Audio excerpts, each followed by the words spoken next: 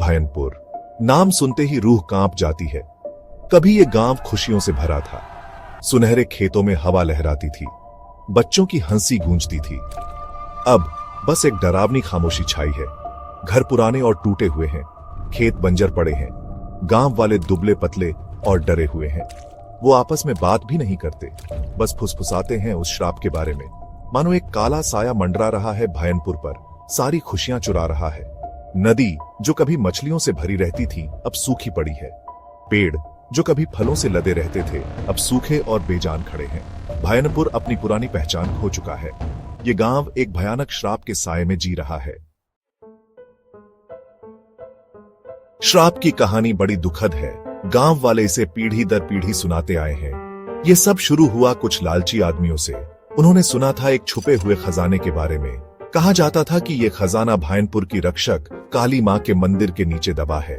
लालच में अंधे होकर आदमियों ने खजाना ढूंढने का फैसला किया। वो रात में चुपके से मंदिर में घुसे।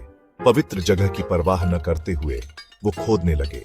उन्होंने पवित्र जमीन को खोद डाला, देवी के घर का अपमान किया। उनकी यह हरकत बेकार नहीं गई। जैसे ही उन्होंने खजाने का संदूक निकाला, एक तेज रोशनी से मंदिर भर गया। जमीन जोर से हिली और पूरे गांव में काली मां की भयानक दहाड़ गूंज उठी। अगली सुबह गांव वालों की आंखें एक बदली हुई दुनिया पर खुली। हरे भरे खेत बंजर हो चुके थे, नदी सूख गई थी और जो लोग देवी से चोरी करने की हिम्मत किए थे वो हमेशा के लिए गायब हो गए। गांव वाले डर गए। उन्हें पता था कि उन पर श्राप लग गया है। उन्होंने देवी से माफी मांगी, लेकिन उनकी प्रार्थना अनसुनी हो गई। श्राप बना रहा, भयनपुर पर एक लंबा साया डालता रहा। साल दशकों में बदल गए। श्राप गांव वालों को सताता रहा। उनकी फसलें बर्बाद होती रहीं, उनके जानवर बीमार पड़ते रहे और एक अजीब सा डर उनके दिलों में घर कर गया। कभी खुशहाल रहा ये गांव देवी के प्रकोप का प्रतीक बन गया। एक दिन एक अजनबी भयनपुर आया। उसका नाम था अर्जुन। वो एक इतिहासकार था जिसे पुरानी कहानियों और भुला दी गई किंवदंतियों में बहुत दिलचस्पी थी। उसने भयनपुर और उसके श्राप के किस्से सुने थे। सच्चाई जानने के लिए उसने खुद गांव जाने का फैसला किया। गांव वाले अर्जुन से डरे हुए थे। उन्होंने उसे जाने के लिए कहा। उन्होंने उसे बताया कि श्राप असली है और खतरनाक है, लेकिन अर्जुन नहीं माना। ज्ञान की तलाश में उसने पहले भी खतरे का सामना किया था। उसने सुनसान गांव के चौक में अपना डेरा डाल लिया। गांव वालों की चेतावनियों को नजरअंदाज करते हुए उसने काली मंदिर के खंडहरों को देखने का फैसला किया। उसे मंदिर की तरफ एक अजीब सी खिंचाव महसूस हो रही थी, मानो मंदिर खुद उसे बुला रहा हो। मंदिर खंडहर में तब्दील हो चुका था।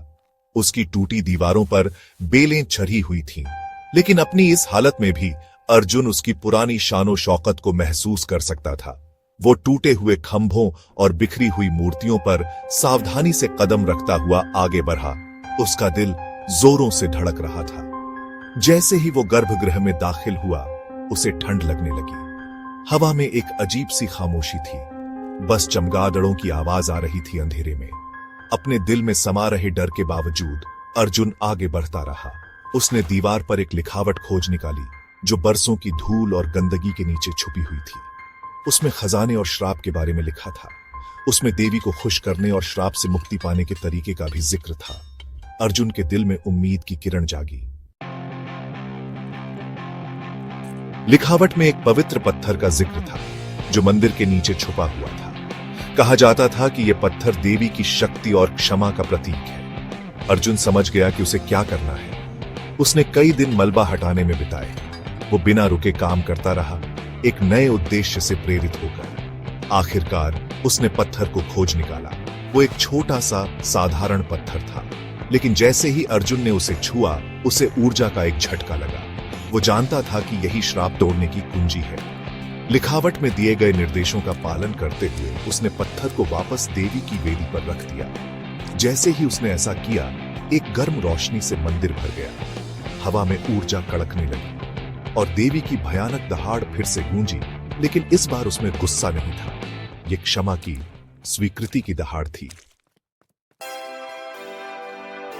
अगली सुबह गांव वालों की आंखें एक बदली हुई दुनिया पर खुली। सूरज चमक रहा था, पेड़ों पर पंछी चहचहा रहे थे और दशकों बाद पहली बार उन्हें उम्मीद की किरण दिखाई दी। श्राप टूट गया था। नदी जो कभी सूखी थी अब साफ पानी से बह रही थी। खेत जो कभी बंजर थे अब हरी भरी फसलों से ढके हुए थे। गांव फिर से जीवंत हो उठा था। गांव वालों ने, जिनके चेहरों पर राहत और कृतज्ञता साफ झलक रही थी, अर्जुन को श्राप से मुक्त करने के लिए धन्यवाद दिया। अर्जुन मुस्कुराया। वो जानता था कि उसका काम यहां पूरा हो गया है। उसने भायनपुर के रहस्य को सुलझा लिया था और उसके लोगों को शांति दी थी। गांव वालों को अलविदा कहकर वो अपने अगले साहसिक कार्य पर निकल पड़ा। नए रहस्यों और भुला दी गई किंवदंतियों की तलाश में। भायनपुर और उसके श्राप की याद हमेशा उसके साथ रहेगी। आस्था की शक्ति और अज्ञात का सम्मान करने के महत्व की याद दिलाती रहेगी।